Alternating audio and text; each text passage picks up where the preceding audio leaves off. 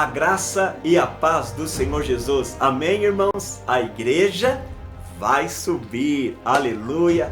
Glórias a Deus.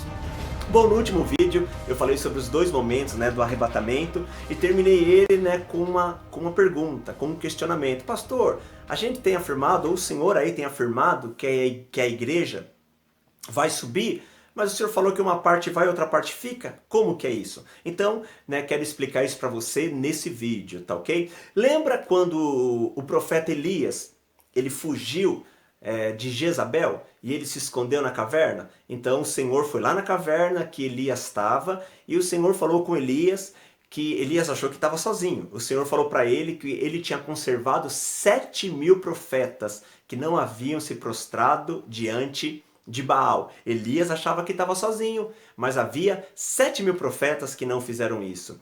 Esses 7.000 profetas, ele é chamado na Bíblia de remanescente, tá bom? Então, essa palavra remanescente também é um princípio bíblico, tá ok?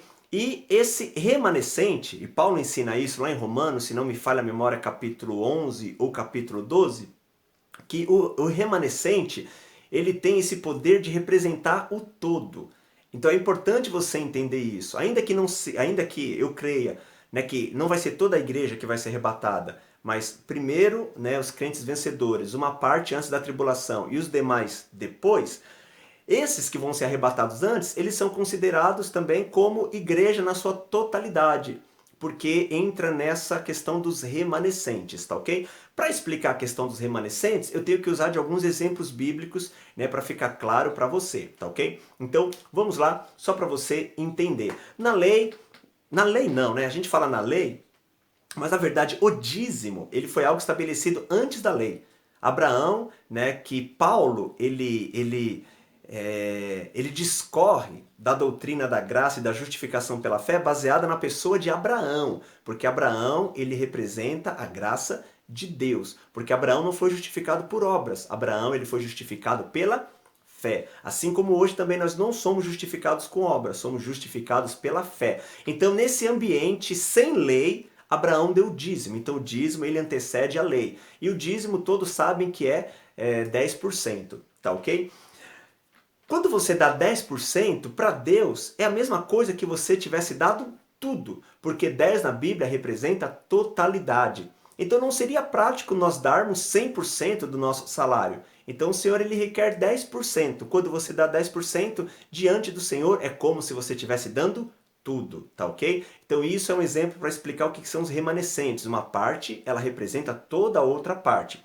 Um outro exemplo, haviam sacerdotes que eles eram levantados por Deus. Esse sacerdote, ele representava o povo diante de Deus.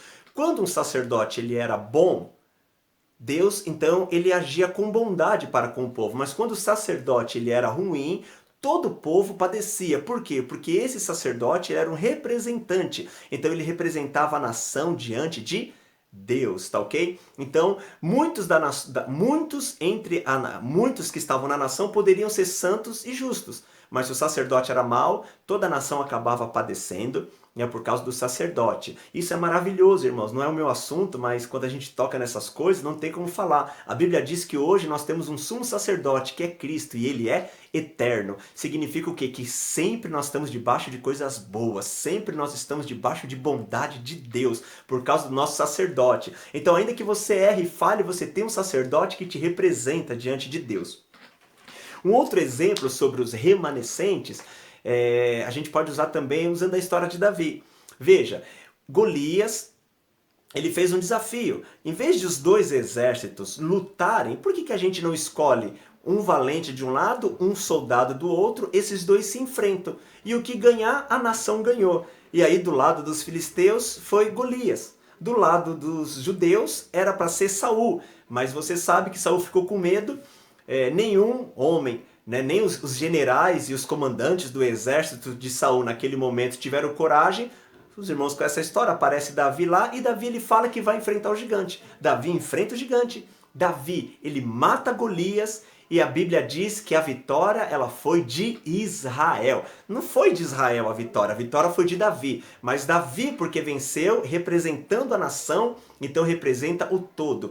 Então, essa doutrina, esse aspecto dos remanescentes, é importante você entender, porque um pouco ele acaba representando todos. Tá ok? Então, de fato, a igreja ela vai subir, mas não vai ser toda a igreja, pelo menos nesse primeiro momento. Antes dos 7 anos, os cristãos vencedores, os cristãos amadurecidos, eles irão subir. Eles representam a igreja de uma maneira geral, tá ok? Então, através desses remanescentes, ou desse pequeno grupo que vai ser arrebatado antes da tribulação, então nós podemos sim afirmar que a igreja vai subir. Ficarão sim cristãos para a tribulação.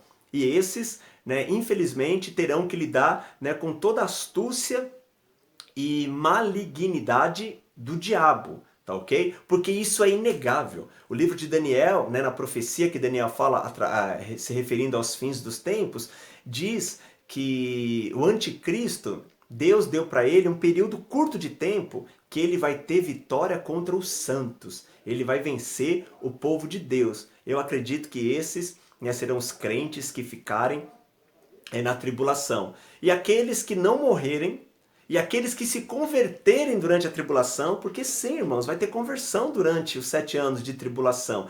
Deus vai levantar 144 mil testemunhas dos judeus que vão pregar o evangelho. Deus ele vai levantar 2 testemunhas.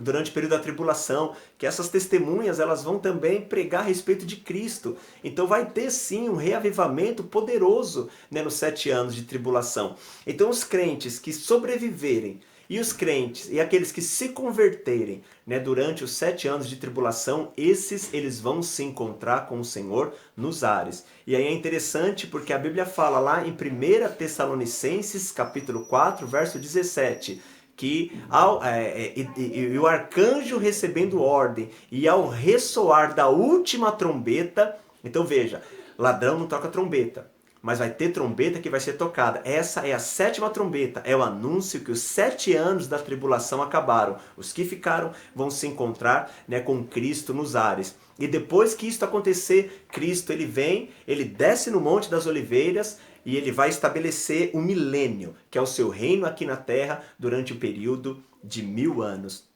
Tá ok, irmãos? Então, antes de eu continuar, eu quero só fazer essa observação com respeito a essa questão dos remanescentes, só para você entender que uma pequena parte, biblicamente falando, ela representa o todo. Tá ok? E no próximo vídeo eu quero compartilhar com você, se não vai ser toda a igreja que vai ser arrebatada, quem que vai ser arrebatado? Como que vai ser a escolha? Como que vai funcionar isso? Então eu quero compartilhar com você algumas características não, algumas condições, porque esse arrebatamento nós podemos dizer que ele é condicional. Então aqueles que cumprirem essas condições, eles serão arrebatados. Então no próximo vídeo eu quero falar sobre as condições para nós sermos arrebatados, tá ok, irmãos?